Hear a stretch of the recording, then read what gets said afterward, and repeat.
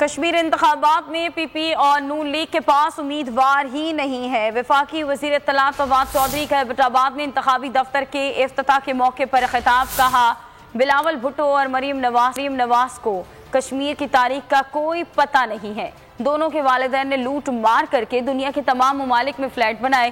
P T I عوام کی party ہے، آزاد کشمیر میں بھاری اکثریت سے کامیابی حاصل کرے گی۔ تحریک انصاف کو دیوالیہ ملک ملا، عمران خان نے معیشت کو پاؤں پر کھڑا کیا۔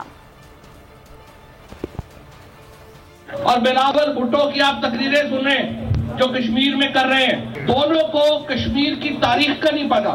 یہ بچے جو اس وقت کیمپین کر رہے ہیں وہاں پہ، ان کی کوئی حیثیت نہیں ہے۔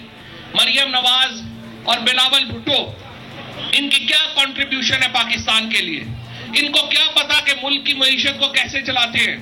ان لوگوں کے یہ جب پیدا ہوئے تو ان کو پتا چلا کہ ان کے والدین نے دنیا کے ہر بڑے شہر میں ایک اپارٹمنٹ لے کے ان کے لیے رکھا ہوا ہے۔